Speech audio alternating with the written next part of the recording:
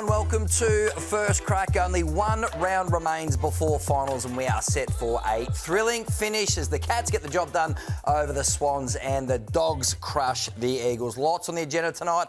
Be talking about Adelaide's defence, Hawthorn's forward line. We're going to pick apart Fremantle as well with this man. His name's David King. He's a superstar. Hi, Jay. And St Kilda's finest, Lee Montagna. Good evening to you, G'day, Joey. Jay. King. How are you, mate? Let's start with the ladder. I want to go straight to you, Joey, because at the top, Adelaide and Geelong look like they've locked in top two positions. Yeah, they've almost certainly secured the top two spots on the ladder, and we've had our first change in the top eight since round 17 with the Western Bulldogs jumping in after their big win tonight, and the Gold Coast Suns with that surprising loss at home for the time being, a ninth, but we know they have got the two games in hand, and of course the Hawks and Giants winning guarantees them a spot in September now, and obviously it's left Fremantle vulnerable, and it means that the Fremantle-Western Bulldogs game will decide which team will play finals and which team will miss out. A lot riding on it, David King. Don't be confused by what we're talking about here. The top nine haven't lost to the bottom nine hardly ever in the back half of the year. Since round 14, we touched on it a couple of weeks ago, it's 43-2 now. So don't expect any upsets. It's too serious with 1 week to go. This is a thrilling finish, though. However, Brisbane, Hawthorn and Fremantle versus the Western Bulldogs will be must-watch on Fox Footy on Sunday. We flip the page, and Sydney, they've been the most dangerous team over the past couple of months, but they were flatter against the Cats today. But clearly there is a big divide between, as you said, all season, the haves and the have-nots. But Joey, kick us off, mate, with your first crack. Well, we'll stick with the ladder because we're getting very close to working out what the first week of the finals is going to look like. And ironically, it is going to be Collingwood's arch rival Essendon who will shape Collingwood's ability to win the flag this season. Because when we get to having a look at the way it pans out, if all the results go as expected, and as Kingy said, we're unlikely to see any upsets. So that means Collingwood beat Melbourne this weekend, the Gold Coast defeat Port Adelaide despite it being Ken Nickley's last game, and if Brisbane defeat Hawthorn at home, the top four spot is going to come down to percentage between Gold Coast and Collingwood for Gold Coast on that final game against Essendon. So with that break, Gold Coast Suns will know exactly what they need to win by to leapfrog Collingwood into fourth spot. So that game that we thought might be a dead rubber, there'll be 114,000 Collingwood members watching that game, rooting for Essendon to keep it competitive and keep it tight. Because roughly, and of course there's still a bit to play out depending on the results of Collingwood, if, their margin against Melbourne this week and Gold Coast Port Adelaide, but it'll roughly be 6-7 goals margin. If Gold Coast can defeat Essendon by that, they will leapfrog into fourth. And I think that is crucial because for me, I can't see a team winning it, particularly Collingwood, from outside the top four this year. I just think everyone talks about how even the competition is with the top eight, and it is. So it is going to be hard for Collingwood to win 4 games in a row in September when they've struggled in recent times against the other contenders. So they need the double chance to give themselves any hope. They can go back to the Adelaide Oval again where they almost caused an upset, and we'll speak about that game later. But it's going to be fascinating. The only twist will be if Hawthorn can beat Brisbane and cause an upset there, then it will be a 3-way race for 4th spot between the Hawks, their percentage, Collingwood and Gold Coast. But if it's expected, Essendon will play a hand in if they're competitive like they've been in recent weeks. Maybe Collingwood hold on to 4th. But if they fall away, as we sort of expect at that time of the year, well, Gold Coast get the double chance. So the rescheduled game, the Cyclone game, that weighs in Gold Coast's favour, as it turns out, because they're going to see the bunny. They'll be able to hunt down the bunny and the margin versus Essendon, who might already be thinking about their footy trip on that last Wednesday of the season. Well, so it's a boost for David. And unfair for Collingwood. Is it unfair? Unfair for Collingwood. Well, why is it unfair? It's just like any other game that you can be the last game of the round, isn't it? But it just they've lost their last 5 against top 9 teams. The Pies, yes. So I don't think it's unfair. I know. But that's it, isn't it? Yeah, well, they've cost themselves, If they don't finish in the top 4, they've got no one else to blame but themselves. But they can blame Essendon. They can blame... It's always good to blame someone else. I'm with you. It's a much better story. But if they've lost their last 5, you wouldn't expect them to be winning 4 in a row in September. No, that's not going to happen. That's not going to happen. It's going to require a big turnaround. We're going to get to Collingwood in more detail a little bit later. Righto, speaking of, Kingy, this is your first crack. Yeah, I want to talk about the Rundle Maulers, the back 6 of the Adelaide Crows. I'm in love with what they're doing behind the ball. It's you know, we say they're no name, but I think we're all getting a handle now on what they've got, and it's quite special behind the ball. It's team first at all times. It's minimum fuss. It's honest. It's tough, and it's the best back 6 in the competition by a long way. by a long way. They work for each other so well. They're the number one team at intercepting the ball, 71 a week. And these guys, in terms of intercepts, you can see they're Keane and Worrell, numbers 1 and 2, in the competition throughout that period. And I don't think most people would recognise Keane as that player. But he's been so reliable, just old-fashioned, stand next to a man and cold beat them. And a lot of it is at ground level. And I'm just... When you're building a list, Joey, sometimes you need to be able to pinch a couple from other clubs or, just left of centre, left field. You've got to find a left fielder. We know that he was on Collingwood's list for 4 years. He played 5 games in 4 years and then basically retired. He moved on from Collingwood. I know Collingwood wanted him back, and this is why. Yeah. Well, I mean, imagine him in the black and white stripes at the moment. He'd be first picked in their back line at the minute. And Worrell's just been a sensation. Picked 28 back in 2019. So... to find these guys and find a home for them and get them playing great football. I know we talk about their stars forward of the ball and what they can do, but when you can handpick a couple of players like this, and I know we're going to talk about Nazaya later on, and they've got these guys right. They've got the ability to attract Isaac Rankin, the ability to get Dawson from Sydney to the club. I'll tell you what, if they do get Nazaya and they do win the flag this year, they'll knight their recruiting department and their talent acquisition department. They'll have the sword going on both shoulders because it's been unbelievable what they've built. That's how you build a premiership list, though. It's not you've got to get your stars, but then you've also got to get these bargain picks or players from other clubs that maybe weren't as valued and turning them into really solid elite AFL players. And that's what the Adelaide Crows, it looks like, are building with this list. So they were able to cope with high volume the other night. I know it was a basic straight line entry because of the conditions. 71 inside 50s. Yeah, you just don't see many teams being able to withstand that sort of onslaught. So I think we've just got to start to value these guys differently. And the old adage, premiership, defence wins premiership, then they are certainly well placed at the top of the ladder. It's a brilliant game, Joey, on Saturday night. As we said, that back line was under siege back there. What did you make of the match and the Crows in particular, some of their ball movement? Yeah, well, there is still a little chink in Adelaide's armour. For as much as they are doing right, this is one phase of the game that they need to sort out come September, because at the moment, they, in the last 4 weeks, are 18th in the competition and by a fair margin, moving the ball from their defensive 50 to inside 50. And it is something that all the premiers over the last 10 years have been really strong at. They've all been top 6.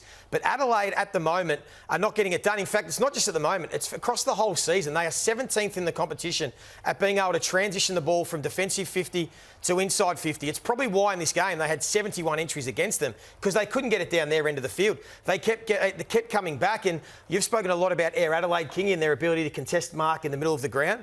I wonder if they're a bit reliant on that. They almost need some contested marks to be able to transition the ball, because your vulnerabilities get exposed in September, and this is a vulnerability for the Adelaide. It would surprise people. Everyone just thinks Adelaide has this really good ball movement style of play, but they actually don't. It's an area that they need to fix up on. It was obvious in the first half of this game on the weekend, and just something to keep an eye on going into finals, because in the last 4 weeks they've had 158 opportunities, Kingy, to move the ball from D50 to inside 50. They've done it 17 times out of 158 opportunities. To give you some context, the Giants did it 14 times alone on the weekend against the Gold Coast Suns, so it is a concern. Who's the knock on? Who's been turning it over? The whole team. They're all of them. They actually are struggling to get the ball from one end of the field to the other. It would surprise people, but just keep an eye on it over the next couple of weeks. But against top 9 teams in the last 6 weeks, they're 4-0. They can defend really well. They are defending, like you just mentioned. Yeah. The defence, and they have to defend really well. But I think that's where their eggs are in that basket. Maybe they don't have the most skillful back six. Maybe it is nuts and bolts. But they're able to stand up. And maybe they're causing some pressure on themselves. Absolutely. They're going to have to defend their backsides off, They are going to have to. And at home, I think they can do that. On the roads where you come under real challenge. What we're going to see is the opposition go to school on that. They'll be aware of that. So you might see that frontal pressure trying to turn the ball over, and the opposition getting some reward for it. What about, speaking of reward, what about the Pies and their polish, Joey?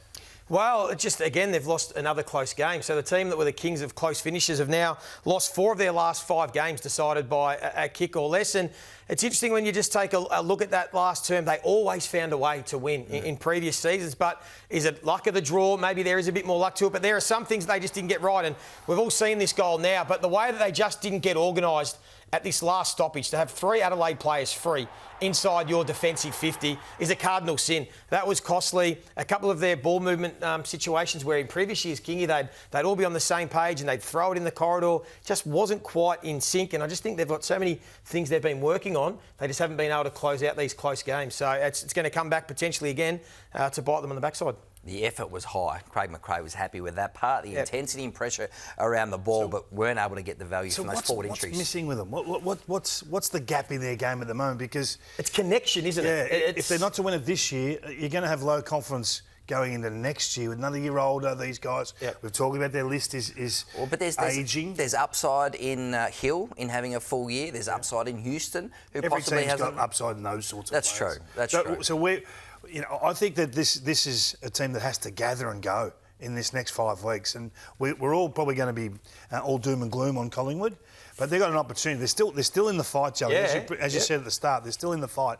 But this is going to be their best chance for the next 2 to 3 years. Yep. There's nothing surer than that. Yep. They need an improved performance the next week. Heading into September, they take on Melbourne. Speaking of Adelaide, a story dropped on foxfooty.com.au by Will Faulkner, who said Adelaide is very much in the race for Nasiah Wanganeen-Milera as the most in-demand player in the country. Now, up until now, certainly the reporting has suggested that Port Adelaide was in the box seat, but Adelaide still very confident. But you just wonder if this deal is going to be done, wouldn't the wheels and the cogs be turning on it already? So if just say Nasiah Wanganeen-Milera says in 2 weeks' time, I want to go to Adelaide, will St Kilda say, well, we'll have Jake Saligo or Worrell or Rochelle? That's going to be the calibre of the sort of the trade. But then when you speak to these people around these players and their managers, they're none the wiser. So I don't know. If I'm St Kilda still at this stage, I would still be having some level of confidence, because if this blockbuster trade is going to go down, it is going to take some time. But the mechanics aren't moving. The pieces aren't moving on any of these trades, which I would suggest potentially would indicate that maybe he's taking his time Dustin Martin style, Joey, and might still land at Moorabbin. What's your read on this? Yeah, St Kilda would want players in return. You would think if there was going to be movement that there would be starting to be conversations between the clubs and the management about what it might look like, how it can get done. That's why I still think St Kilda fans should be still very confident and very optimistic that he'll be at St Kilda next year. I think there are people at the club that still believe he will be there next year, and that's the way I'm feeling. I'm very confident that he will be at St Kilda. What's the hurry? Why do you feel there's a pending need? Well, because to get it done? if the deal is going to be done for Bergman or Saligo, well, you can't drop them on this. History shows that these deals, whether it's Bailey Smith to Geelong, they're a year out. They're done 6 months out. But this has been the best kept secret in footy. I think this is an amazing job done by Nasiah himself and his management to just say, hey, we're not talking about it. We're not spreading any rumours. We're not telling a couple of mates on the side this is happening. We're just keeping it mum. And I think it's given them real strength. Absolute bargaining power's gone through the roof because they haven't told anyone anything. This has been kept quieter than the Buddy Franklin move. Yep. And I think it's going to work for them. I don't think they're in any need to do anything. You've still got to get a deal done. What do you think a deal would look like? I don't know, but when they say he's out, he's going, he's leaving, generally they find a way to satisfy. He's one of the best players in the competition. I know, but how many fall through? How many fall through? Who was the last one that fell through? Luke Ball, right to the draft. Well, it's a lot. Jack Martin. Jack Martin did. So that was there was some hardball play between. What about this level of player though? Like this guy's a top liner. Like when the Patrick Dangerfield moves, those sorts of moves we're talking about. I think once the realisation that he's gone happens, then it's just about satisfying all parties. They'll get there. If you're St Kilda, what would you be wanting? Yeah. The world. It's a migraine. That's the difficult part. And if it doesn't get done, it would be they lost Josh Battle, to lose Nasiah Wanganeen-Milera as well, and potentially Marcus Windhager, then the list management team would start to come under some pressure, would it not? Yep. So you're saying Saligo on a first-round pick, is that what you're saying? It would have to be. Yeah. Of that calibre. But Saligo doesn't know anything about it. So no, but that level of player, it would have to be. You'd do that tomorrow.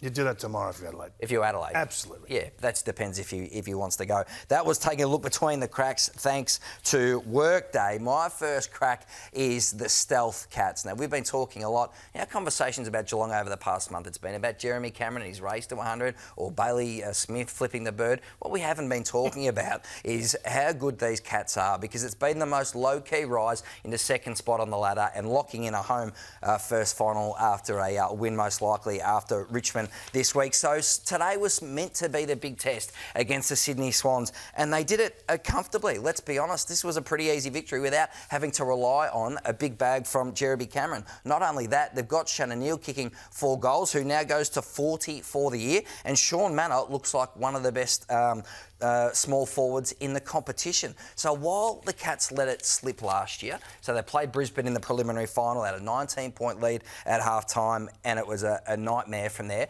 Look how much better the Cats are 12 months on. Now have a look at this, Joey. They've got Smith, potentially a Brownlow medalist, Connor O'Sullivan we love, Jack Martin is so classy and fitted in so seamlessly, Mark O'Connor provides a defensive balance, Sam De Koning was injured last year, and 4 Buse, Kolodjasny, Henry, Bruin and Duncan. Now is that not an upgrade on every line? You know, they're the best under-the-radar team in the competition by a mile. I think it's almost, because they've played teams outside the top 9, it's almost like, well, they've just won and everyone's forgotten about them. But I think they're a better version of themselves than they were last year. I think with the Smith and Holmes going to another level, the way that they've got Atkins, the role of Dangerfield, I think is better.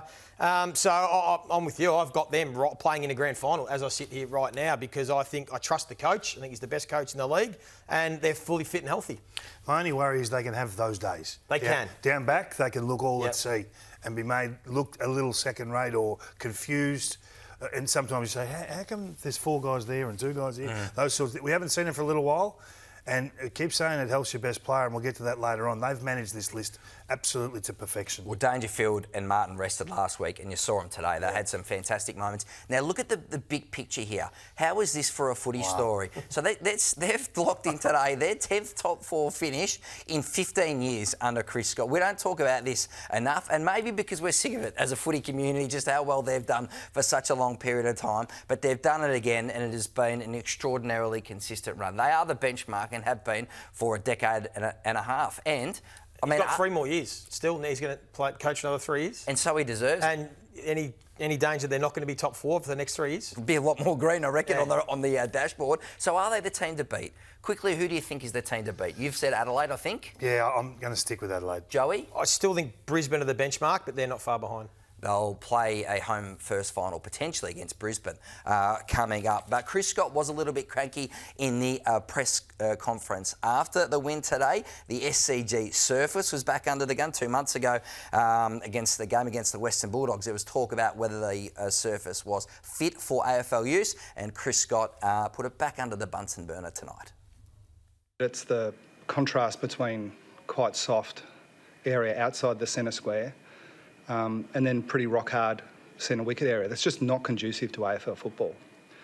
And so the strange part with so much rain is that it's covered all the time and you've got this baked, it looked like Mumbai out there. So that's for them to work through. But, I mean, my position would be, if you think that's optimal for AFL football, you don't understand what's optimal for AFL football. But, again, not my concern, really. And we saw in the third quarter a couple of the players slip over. So that's Sean Manor, play on there, and watch Jack Martin go down.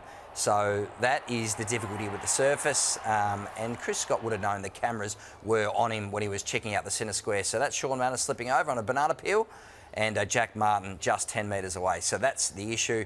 No finals at the SCG, of course. The Swans haven't made it. What did you make of the Cats and that young man we mentioned earlier, Shannon Neal, Joey? Yeah, well, they were jumped early, the Cats. They were down 3 goals, but from that point on, they steadied. And Shannon Neal, once again, stood up when they need him early in the contest, as we saw a few weeks ago. And they are really starting to set up for the athleticism of Cameron and Neal. We've spoken about this in the past, but the amount of times that Shannon Neal gets his goals running back towards the goal square with his athleticism is becoming a real strength. And Geelong is setting the field that way. They're all getting up really high and then trying to beat their opponents back. And when you talk about his goal kicking now, I mean, since round 11, only Jeremy Cameron, Norton, Gunston and Sam Darcy have kicked more goals. Wow. That's where he sits since round 11. He goes at 80% accuracy. He rarely misses. He's one of the best set shot goal kickers in the competition.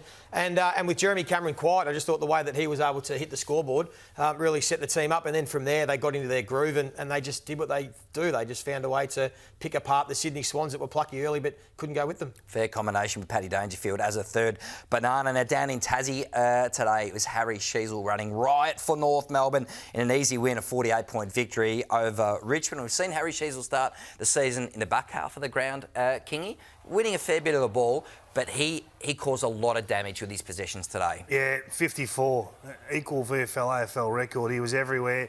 He was mainly corridor. Mainly forward half. He was terrific today. They had 220-odd handballs. I'm just not sure what Richmond were doing defensively today. They allowed them to get high-volume possessions, but this guy was unbelievable.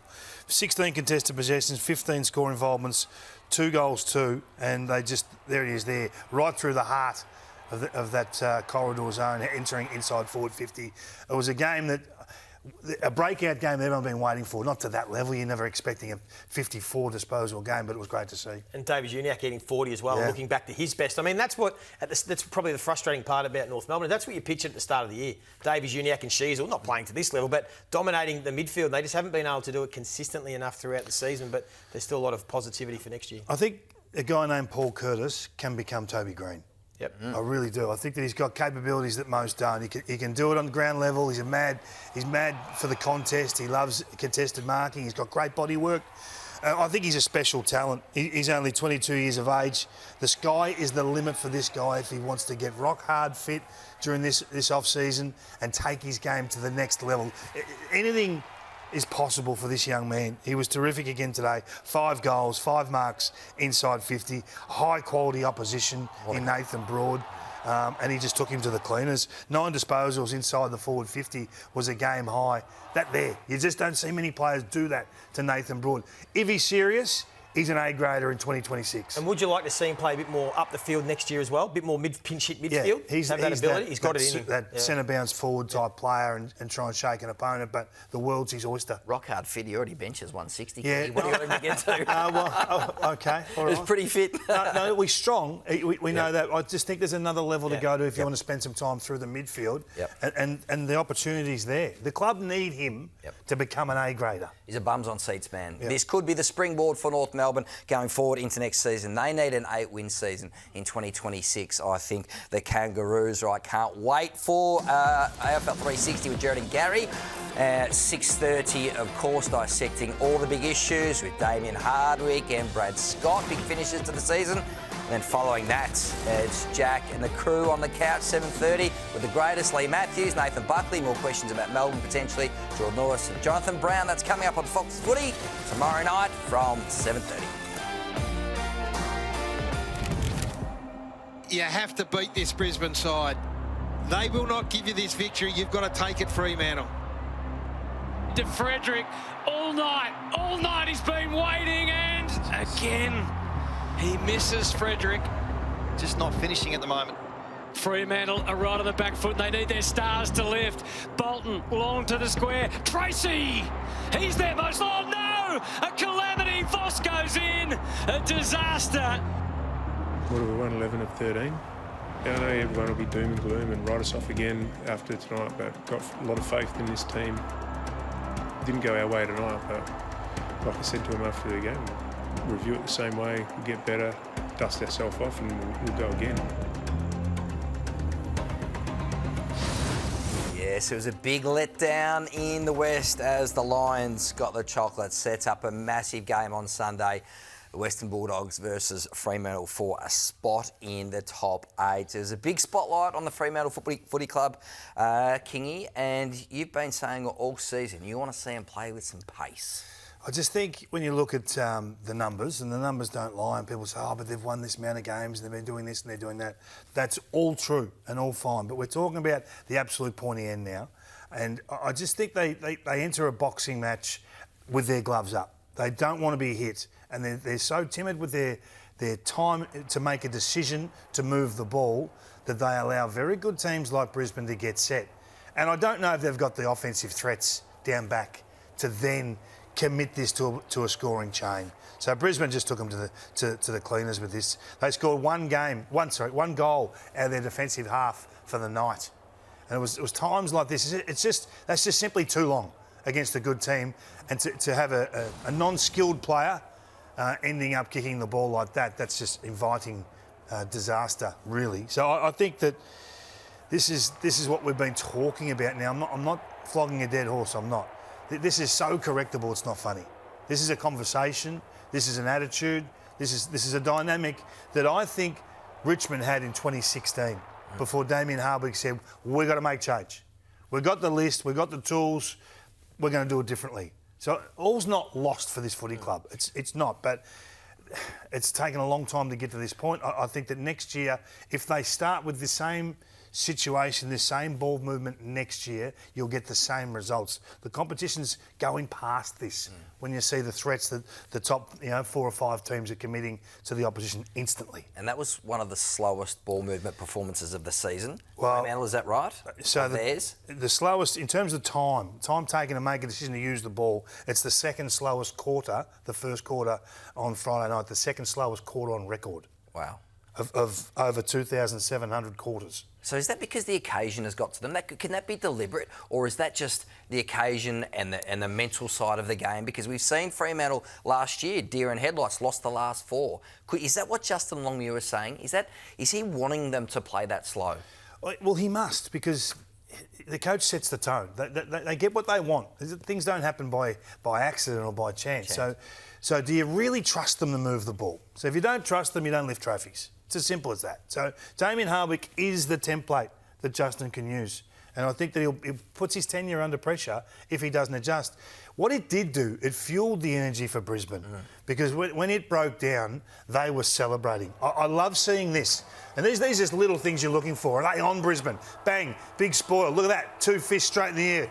They loved it. Instantaneous Zorko, little clap, bang, high five from Will Ashcroft. Dunkley makes his way in, well done. And I love that. That's good. Because that's a team united. That's a team with a common cause that are bonding through one spoil. It sounds ridiculous, right? But that's what fuels the fire for these guys. They know how important the big man is behind the ball. It's all not lost for Fremantle. It's not. They can win next week. There's no doubt about that. But they've got to go after the Dogs' backline. If you play slow and give them a chance to get organised and get supported, it becomes an arm wrestle again. The Dogs' vulnerability is their back 6. They've got to go. You've got to go at them as quick as you can. So if they can't change, they'll be sitting with us in September. Touched on the Lions defence. He thought it was impressive, Joey. Yeah, well, everyone, when we talk about the Brisbane Lions, automatically goes to their offensive weapons and how good they are. But I think their backline is a little bit unheralded as well. For what is going to help them win the premiership this year will be off the back of defence. Defence wins premierships. And against the top 9 teams this year, only Adelaide are better at being able to stop them. I mean, the last 4 wins for the Brisbane Lions against the top 8 teams, they kept Geelong to 51 points, the Dogs, who average 100, to 76, Collingwood 65, and then Fremantle to 44. So when they buy in defensively, and it's not always the case, sometimes I think they're happy just to play in a shootout, but when they buy in, they are elite. And having Leicester and Starcevic return made a big difference. Here's just a couple of examples where Fremantle are out. They've got 2 players forward of the ball, so they should be going inside 50 here. But this is what a good team defence does. So Fletcher leaves his man to go and cover the free. Then you look inside the defensive 50 for Brisbane, and where they're settled now, they get their best back 6 together. Gardner guards the front. Starcevic now knows I've got 2 players to guard. I've got my man and I've got Fletcher's man. And then he comes across. So last week against Sydney, I mentioned they didn't have Leicester, they didn't have Starcevic, and it looked completely different. These guys have played a lot of footy together. So look at Leicester here. Looks over his shoulder. Yep, the cavalry there. I've got my boys supporting me. I play in front. I guard the leading lane, forced to kick over the top, and I know what they're going to do. And Harris Andrews has been brilliant all year. Starcevic really put the small forwards for Fremantle to sleep. Shea Bolton, no impacts. Wikowski. Leicester has had a great little patch besides that game of injury. So when Brisbane lock on defensively, and it starts with that last line defence and allows Zorko and Wilmot and Fletcher to do their thing offensively, that is when they are the complete team, and for me, why they're still the team to beat. See that last little bit of the celebration. I noticed it watching it too. It's unreal, isn't it? Like, it's infectious. Yeah. They're building again, aren't they? Yep. That's the sort of thing that can fuel the premiership. Yeah. Certainly look cohesive and organised there, Joey. Great vision, right? And now it's time for Health is Your Best Player, thanks to HBF Health Insurance. And there are some big names in the frame to return for round 24, and none bigger than Hayden Young. You mentioned the ball movement before, Kingy. Well, he is the ace up Justin Longmuir's sleeve. Bobby Hill, a bit more of a question mark. In fact, he's in some doubt to play this weekend against Melbourne because Craig McRae says he hasn't got the miles in his leg, and he is potentially a difference maker for the Pies. See, there's quite a few for the Giants. Yeah, they've still got it. And you have to make a decision. Are they absolutely right to come in for a cutthroat final? And just down the bottom right there, we just put Geelong. Geelong's in. Who's nil? There's no one. Yeah. This is the dark arts of winning flags. Is behind the scenes, man management, getting them to this point, healthy. If you can pick your first 23 and the opposition having to go to 26, 27, 28, it's a massive advantage. I'd love to see Hayden Young go to half-back this week. I think that's where they need him, what you just touched on. Not sure the Chapman-Banfield-Warner combination is providing enough punch. If he goes to half-back, they don't necessarily need him in the midfield. They'd love him there, but they've got enough, and I reckon he can kickstart their ball movement. What do you think the Dogs will do at Chalor? May's return. He had 40 touches in 70% game time VFL today. Now, he could do that. He could do that in his sleep. I would play him as the sub this week. This week? Yeah, give him half the game and then let him go for finals. You're unconvinced? I don't know. Well, I think you've got to give him a full game. You've got to say, if you don't get through, well, that's so be it. You can't, I don't know if you can cater for him now and have the slow build-up. I think you've got to find out. Hey, out you go. If you want to risk it, we're going for it. But if you blow up your calf, well, so be it. And the balance of the midfield, they can't have 5 blokes all going one way either. So it's got to be a rounded unit. Right now, it's time to look at our BP value play of the weekend, and that has to be Jack Gunston, Joey, because the man is on fire. Another 7 goals at the weekend. Can you believe it? 60 for the season. Yeah, he is. He's flying, and I think he should be in the All-Australian team. But what I'm loving is the way the coach is setting him up to play to his absolute strengths and to help this Hawthorn team offensively to play to their best. Because when you take a look at what he was able to do, and I was at the game yesterday, they decided to do a bit of the old school fall forward, almost stay deep. So just play inside 50 and give him the space where we know he's still got the talent, the forward craft and enough athleticism that he's still a real handful. So we sometimes hear people, fans in the crowd, why does everybody have to get up into team defence? Why can't you have one player stay at home like Dustin Martin did throughout the premiership years of Richmond at times? Just play deep. So if the Hawks do get a clean ball, they've got someone to kick to. And this is why he was able to dominate the way he did. 10 marks inside 50. Look at this. This is like the old 90s, having the full forward literally stand in the goal square and have nobody else inside 50. So I thought this was brilliant. This is a little secret weapon that I reckon the Hawks can continue to go with and throw some looks at the opposition as they go into September. Do they stick with the 4, Kingy? The 4 don't know about that. But this guy, before we leave Jack, he's the number 1 player for disposals in the forward 50 this year. Wow. He averages 8 a week. Now, you wouldn't in your wildest dreams have backed on that being the case, and you can see there he had 13 on the weekend. There's only been 4 players have more than 13, or 3 players have more than 13 for the year. That is a day out. Unbelievable. For Jack Gunston. Remember, you got to trade to Brisbane, didn't work out, come back, they got him for nothing. It has been a supreme move for the brown and gold. What about Christian Petracca at Melbourne, Kingy? Because he is a man who appears frustrated in his football at the moment and really is lacking a lot of polish in his game. And I think his future is most certainly in question at the moment. Oh, yeah, he's the game's most expensive slaughterman. There's no doubt about that. There's no doubt. His kicking at the moment is it's borderline disrespectful to what the team are trying to do. Oh. And this is a high-quality player. We know he's got much better than this in him. I sometimes think he wants the possession rather than the pure use. I just don't know where he's at with his footy right now, because you just look at his ball use and got some damage points associated with that. This is a guy that when he was on 18 months ago would rip your heart out, but it's just all blast at the moment. He hasn't got another club in the bag. There's no finesse. It's dump it as quick as you can and kick it as hard as you can. Even there, the top spinner out of bounds. I mean, you just can't. Once you start seeing it, you can't stop seeing it. So they've got a problem with this guy. And I'm tracking his damage, and the points from damage for these types of players, he's got to be better than those ratings in game. 30th in game, 44th, 22nd, top 10 there, 22nd. That's just too low for a player of this capability. So my question to you guys is, the new coaches or the potential new coaches are coming into an interview with the board, Joe Watson and co.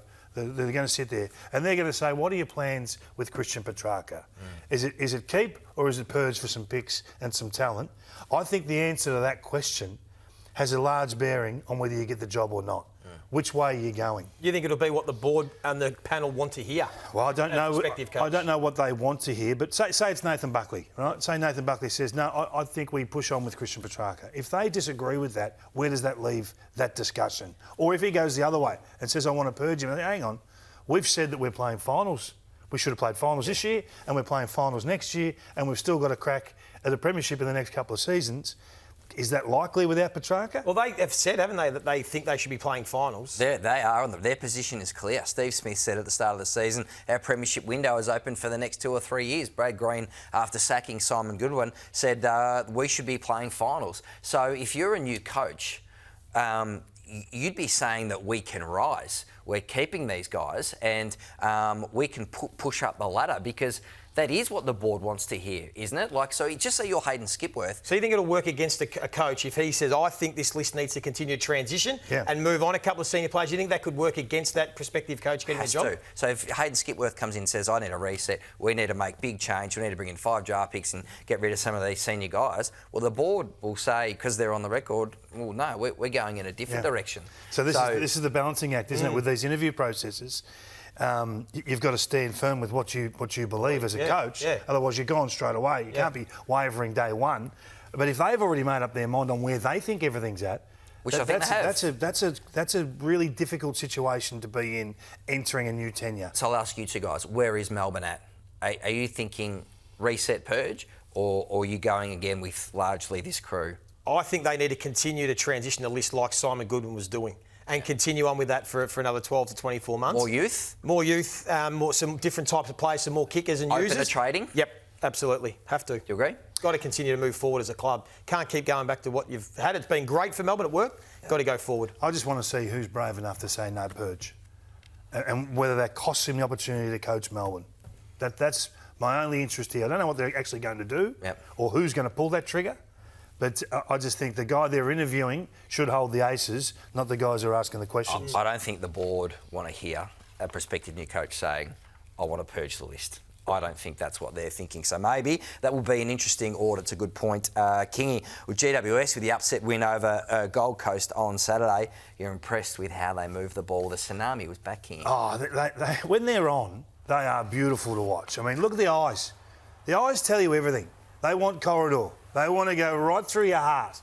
Not with just one of your little Stanley Knight, one of those little one-bladers. They want to put the big samurai through you. And away they go. It's beautiful in motion, Joey. And when they get a team that's slightly off, and the Suns were slightly off, they just weren't as invested as what they've been in previous weeks. And they've had a couple of those weeks recently. So there's some concerns there. But the scoring rate from D50, 9 goals, 1. I haven't seen a game like that. It was incredible. It was incredible. And all things... I think it's a great position to be in now. We just showed there's 5 guys that have got opportunity to come back into this team that's just done this, that's just gone whack with corridor ball. Look at that, eyes straight into the corridor, set up in a heartbeat, space everywhere. Who wouldn't want to play this sort of footy? I think it's such an easy sell to your 23 of a weekend. This is how we want to play. Go and do it. Go and have a bit of fun. Great to watch, wasn't it? When they play with this intent, it's almost impossible to stop the way that they are so aggressive and the way they go. And the fine balance about who they're going to bring in is that their kids are the ones that stood up. Harry Rouston kicked 4 goals. Krzyzewski kicked 3. Harvey Thomas played up on a wing, and it was probably his best game for the club. He's going to be a star, this young fella here. So there's still a lot to like about the Giants, even though they've got some senior players to come back. Wayne Bennett used to have a saying, don't die with the music in you. Like, if you can play like this, play like this. Go and exploit the opposition, challenge them. That's the total opposite of what we're showing with Fremantle. The total opposite. So if they played each other, who are you backing? Giants. And we speak about your vulnerabilities get exposed in September. Well, they had a vulnerability through the middle part of the year, the Giants, and we mentioned it. I said if they continue to get beaten around the ball like they were from round 0 to 15, points from clearance and clearance differential, that was going to be hard to compete with the best teams. So credit to Adam Kingsley. They have significantly improved. So the clearance differential still only gone from 16th to 10th. They're not a huge clearance volume team, but what they are now is they punish when they do win clearance and they can defend it, but they score from stoppage. And that's what I love about this group now, because they get you on the outside. And they went head-to-head with the best midfield in the competition this year. And they didn't win the clearance battle, so they lost by about 6 or 7. But when they get to the outside, that's where their strengths come in. Callaghan, Darcy Jones, Canelio's starting to get back to some of his best form the last couple of weeks, and it looked pretty potent, Kingy. I love this facet of the game. So O'Halloran, he went to Rowell, had a big battle, but a couple of times able to get to the outside and finish. So this is something that they've worked on, which was a weakness for a big part of the season. They have now turned into a strength, and that's what great coaches do.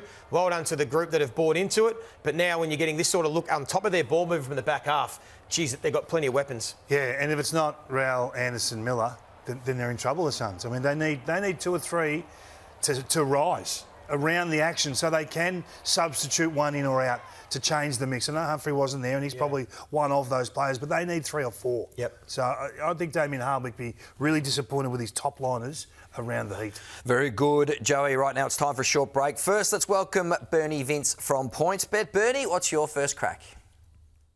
Thanks, guys. My first crack is agony and ecstasy. And by agony, I mean the unlucky team to finish in that 9th position we've all been talking about. And ecstasy, the team that drops into the top 4, into that 4th position. Let's start with 9th first. And I've got the Fremantle Dockers being that unlucky team. Blew a golden opportunity v Brisbane Lions at home on the weekend. Then they come up against an in-form Western Bulldogs at Marvel. We know how good the Bulldogs are at Marvel. And I've got them losing that, which means they finished 9th. It must be deja vu at the Dockers. Last year, after round 20, they were sitting 3rd, lost their last 4 to miss the 8 by half a game. This year, after round 22, was sitting 4th and likely to miss again. Who would be a Dockers supporter? Let's move on to that 4th position. Now, assuming Brisbane beat the Hawks at the Gabba, I've got the Gold Coast Suns finishing 4th in their first ever final series. This is why. I think they beat Port Adelaide in Adelaide this weekend and then smash the Bombers in that make-up game, meaning their percentage will go above fellow teams on 64 points, which I've got the Giants and the Pies finishing on. And if you agree with me, it's hard to find some value this time of year. But if we put those two together, Fremantle 9th and Gold Coast 4th, right here at PointsBet, we'll give you $3 for that, which I think is great value this time of year. You can find that bet under AFL Futures section on the PointsBet app. You can also find a whole heap more other odds. Download the PointsBet app today. Have a great week. Chances are you're about to lose. For free and confidential support, call the number on the screen or visit the website. Very proud of the group tonight. It was a good team effort against a really informed team and in a very hostile environment. We were able to produce. Got behind on the scoreboard and everything became fast play, and then we just kept on missing opportunity after opportunity, and then I suppose the pressure of the game in terms of being behind on the scoreboard, we just had to chase and we didn't chase well. I know the belief is there. We actually know how to win.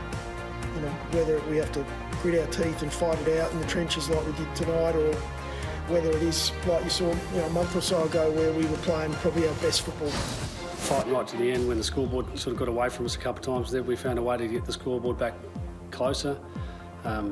Internal belief that game was there for us to win, and numbers were suggesting we dominant in clearance and all these other things. So, we didn't quite get the 4 points, but again, we leave here not with our tail between our legs. Played some good footy for the majority of the day, but certainly there were some periods that we weren't particularly good. You come in with a plan where you think you can beat them, but we failed. Fortunately, I think we've positioned ourselves now where we'll qualify, and as you hear, the season then starts again, and we focus on whoever we play. Look, it was disappointing. We're just beaten in all facets of the game. In particular, contest and defence, we just felt we're a metre off all day. When you're that metre off, one, you can't compete, and then secondly, against good sides, they carve you up defensively, so you can't defend. There's a lot to like, but we're really trying to improve parts of our game, and we really did take steps forward in a lot of areas tonight. And there's a lot to like in terms of the foundations of the way that we want to play. Nail biting to the end. I think they had the last kick, didn't they? So it's a game of centimetres, isn't it? You'll be able to sort of see those components and then see individuals who are also, having highlights in their game, whether it's our younger players, whether it's our leaders that are leading. We sat in here and said we're going to play out the season strong, and that's what we're doing. Glad it's here. I'm sick of the wait. It's been a bit of a battle to get to the end, and we've got here now. And I'm really proud of the way we as a footy club and Trav, myself, and everyone involved with our footy club have been able to keep our spirits up and our energy up to get to the end of the season with lots of challenges. They are interesting comments from the Port Adelaide coach, Ken Hinkley. Sick of the wait. How does the succession plan played out this year? They've been belted in 3 out of their last 4 or 5 games, Port Adelaide. They've been very competitive over a long period of time.